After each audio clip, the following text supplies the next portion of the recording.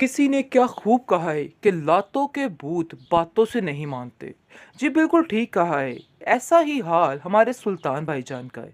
देख लीजिए कि वो अपनी अकड़ और अपनी जिद में इस कदर ढीठ बन चुके हैं कि उन्हें किसी बात की कोई समझ ही नहीं आ रही। बड़े ही अच्छे तरीके से बड़े प्यार के साथ हमारी इसरा बहन ने उनको ठीक करने की कोशिश की है, लेकिन क्या हुआ? कुछ भी नहीं, क्योंकि वो ठीक होने वाला ऐसे शख्स है ही नहीं था।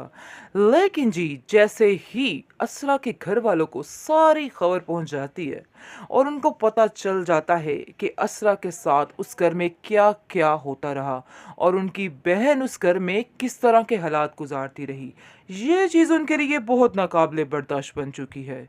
अब तो दिल कर रहा है सरवर का कि जाकर उसको सीधी गोली से उड़ा दे, लेकिन वो सोचता है कि इस इंसान को ऐसे नहीं बल्कि इसके जवाल के साथ उड़ाया जा सकता है, यानी कि इसको नीचा दिखाया जा सकता है, फिर समझो कि इसकी खुद ही मौत हो जाएगी।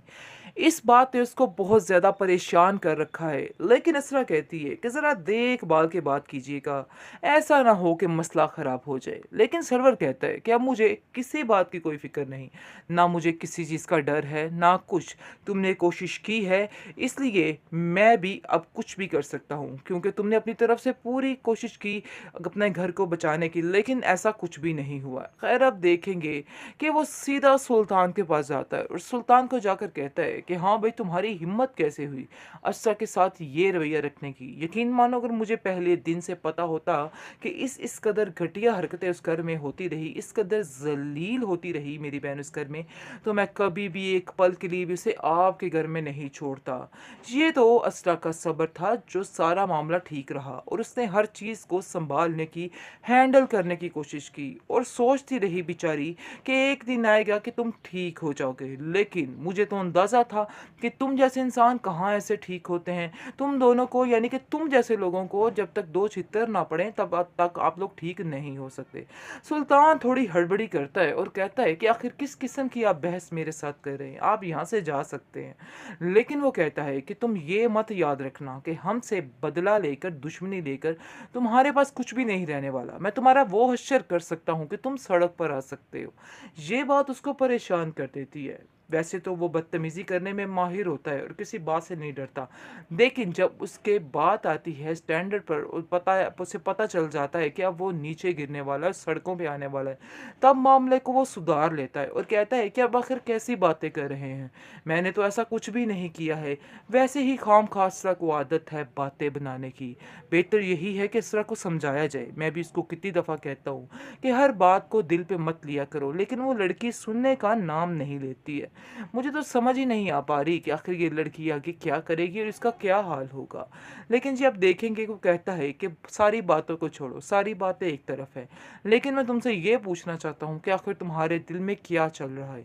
आज मुझे साफ साफ बताओ, ऐसा ना हो कल का कोई मसला बन जाए। क्योंकि अब मैं असरा को इस घर में एक पल के लिए भी नहीं भेजूंगा जब तक तुम आकर उससे माफ़ी नहीं मांगोगे।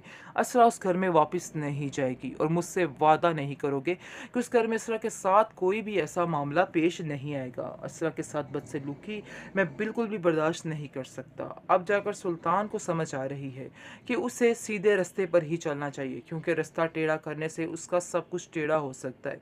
अब इस चीज़ का अंदाज़ा उसको आहिस्ता आहिस्ता हो रहा है, इसलिए वो खामोशी के साथ अब हर चीज़ को हैंडल करने की कोशिश करेगा और फिर उन लोगों के सामने अच्छा बनने की कोशिश करेगा कि वो बहुत ही अच्छा इंसान है और सिर्फ असरा की बेवकूफ़ियाँ हैं जिसकी वजह से ये सब कुछ हो रहा है, यानी कि सारा ब्लेम असरा पर डाला जा रहा है। सरवत बेगम ने सुल्तान की ऐसी अकल ठिकाने लगाई है कि वो आगे से बात करने से पहले 10 दफ़ा तो सोचेगा कि उसे ये बात करनी चाहिए कि नहीं करनी चाहिए। उल्टा आकर वो असरा के बारे में इस तरह की बातें कर रहा था और बार बार इसरार को अंदर लेके आने की कोशिश कर रहा था, जिसकी वजह से उसकी माँ को काफ़ी ज़्यादा गुस्सा आ गया, क्योंकि वो हकीकत तो सारी जानती है कि आखिर किस पाँव बिक रही है, बाहर क्या हो रहा है क्या नहीं हो रहा।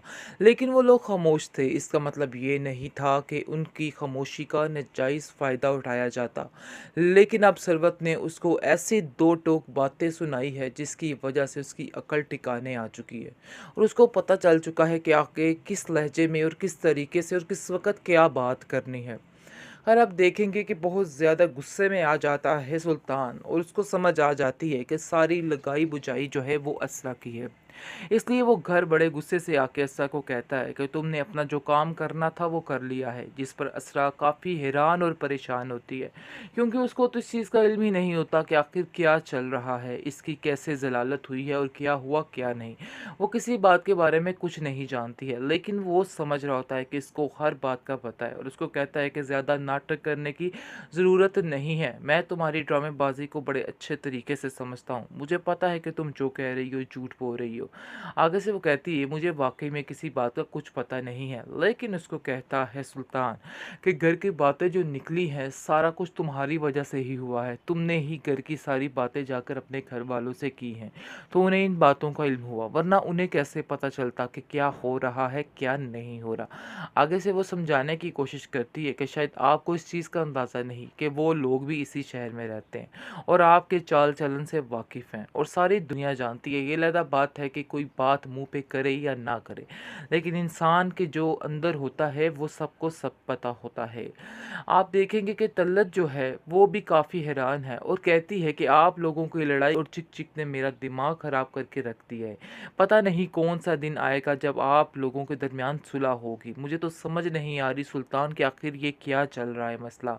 इस माजरे को ख़त्म क्यों नहीं करते हो? क्यों अपने दिलो दिमाग से ये अना का पर्दा, अना की पट्टी क्यों नहीं हटाते हो? आगे से सुल्तान कहते हैं कि आपको हमारे मामलात में बोलने की बिल्कुल भी ज़रूरत नहीं है। हाँ, अगर आपको कुछ कहना है तो असरा को समझाइए, क्योंकि आपका फ़र्ज़ बनता है कि आप असरा को सारी बातें समझाएँ।